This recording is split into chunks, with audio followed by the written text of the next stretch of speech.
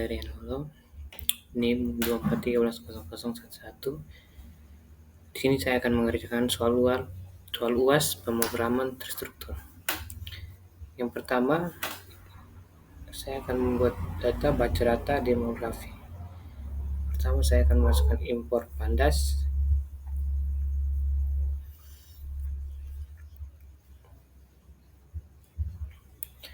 Kita import dua library penting pandas digunakan untuk memproses data tabular seperti CSV dan Excel. Sedangkan OS digunakan untuk mengecek apakah filenya ada atau tidak. Yang berikutnya, def baca data demografi. Kita mendefinisikan fungsi baca demografi dengan satu parameter file path, yaitu lokasi file yang akan dibaca. Yang berikutnya,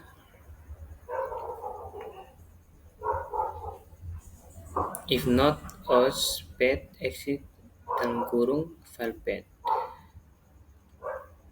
Langkah pertama dalam fungsi, kita cek dulu apakah filenya benar-benar ada di path yang diberikan.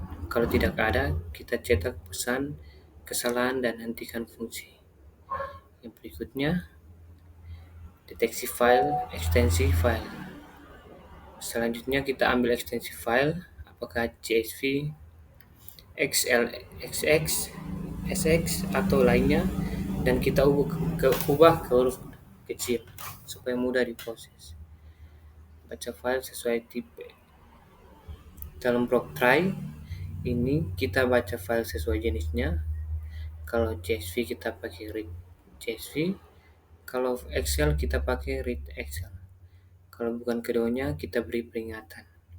Yang berikutnya, jika terjadi error saat membaca file, misalnya file rusak atau tidak bisa diakses, kita tangkap errornya dan beritahu ke pengguna.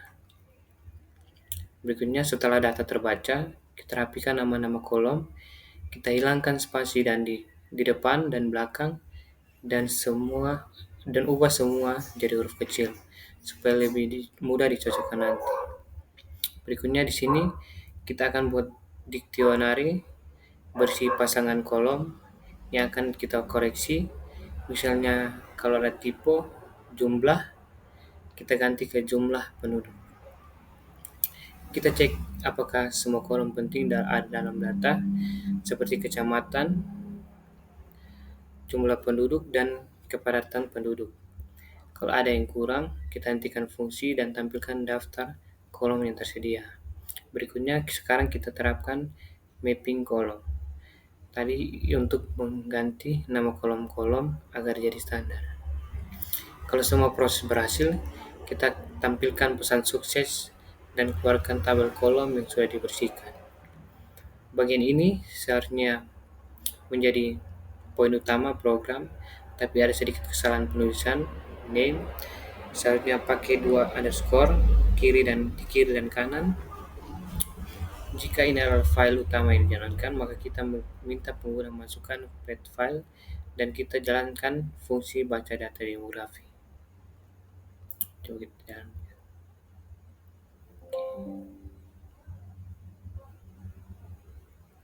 Ya, kita lanjut yang kedua, yaitu kita akan membahas program Python yang menggunakan algoritma K-means clustering untuk mengelompokkan kecamatan berdasarkan jumlah penduduk dan kepadatan penduduk. Pertama, kita import 3 library printing. Pertama pandas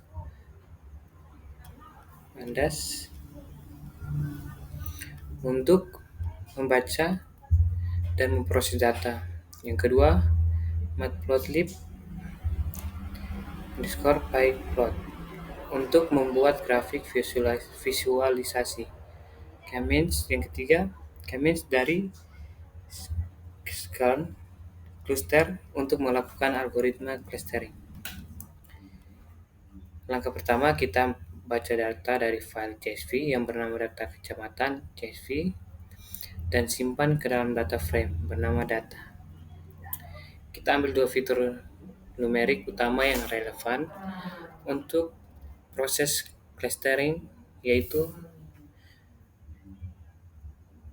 jumlah penduduk dan kepadatan penduduk. Langkah ketiga, di sini kita membuat model K-means dengan jumlah cluster 3, kemudian kita latih model tersebut dengan X, dan hasilnya klasternya kita simpan dalam kolom baru di data cluster. N.cluster sama dengan 3, artinya kita ingin membagi data ke dalam tiga kelompok.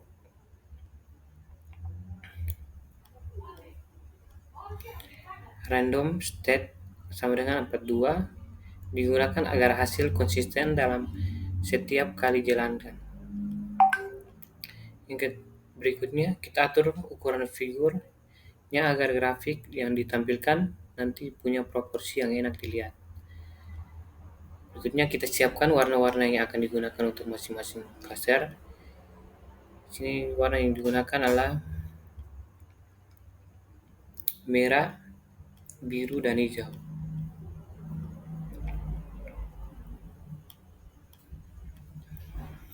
Loop ini melakukan plotting untuk setiap cluster. Kita filter data berdasarkan clusternya, lalu kita plot data tersebut dalam bentuk scatter plot. Setelah itu kita ambil titik pusat dari setiap cluster atau centroid, dan kita plot sebagai titik besar berwarna hitam dengan bentuk X. Ini penting untuk menunjukkan pusat dari masing-masing kelompok. Terakhir, kita beri judul label sumbu X dan Y, legend untuk keterangannya, dan aktifkan grid supaya grafik lebih mudah dibaca. Lalu kita tampilkan hasilnya dengan plt titik show ke kurung tutup kurung.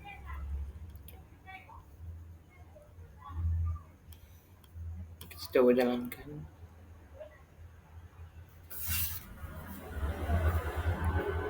Nah, berikut inilah data yang dijalankan.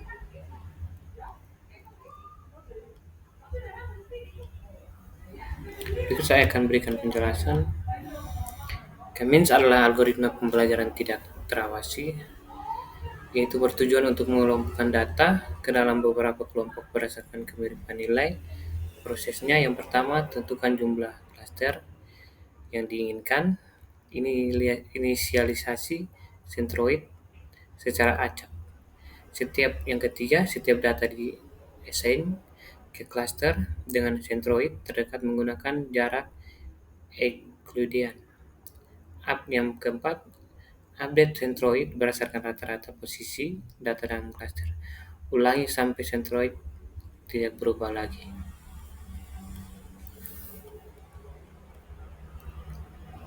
Dan berikutnya,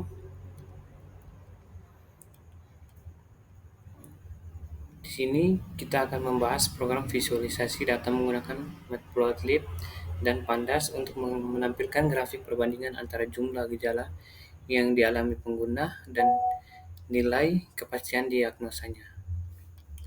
Yang pertama, kita import 3 library penting di Matplotlib .pitplot digunakan untuk membuat grafik batang. Kedua, Pandas untuk membuat dan mengelola data tabel. Yang ketiga, NumPy untuk memanipulasi array, terutama untuk posisi sumbu X pada grafik. Di sini kita akan membuat data dummy seolah-olah kita punya 5 pengguna A sampai E yang memiliki jumlah gejala berbeda-beda dan nilai kepastian diagnosis dari sistem pakar. Berikutnya, data tadi kita ubah jadi data frame, yaitu struktur data tabel 2 dimensi dari Pandas yang sangat cocok untuk dianalisis dan divisualisasi. Kita mulai setup tampilan grafik dengan ukuran 8x5 inch agar hasilnya proporsional dan enak dilihat. Berikut kita tentukan lebar masing-masing bar adalah 0,0.4 titik, lalu kita buat array posisi X untuk setiap pengguna A sampai E dengan NP range dalam kurung, tutup kurung. Bar pertama adalah jumlah gejala, kita geser sedikit ke kiri agar nantinya tidak menimpa kedua. Warnanya biru langit, sky blue.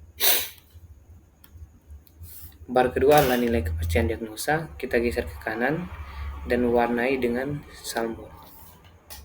Sekarang kita punya dua bar berdampingan per pengguna. Berikutnya selanjutnya kita atur lebar sumbu X dan Y, beri judul grafik, lalu atur label sumbu X menampilkan nama pengguna A, B, C, D, E, dan tambahkan legend supaya jelas mana yang jumlah gejala dan mana nilai kepastian. Kita tambahkan grid, garis bantu horizontal, sumbu Y untuk mempermudah membaca, digunakan agar elemen grafik tidak bertabrakan. Dan akhirnya kita menampilkan grafik di layar. Sekarang kita bisa dengan mudah membandingkan data pengguna antar pengguna.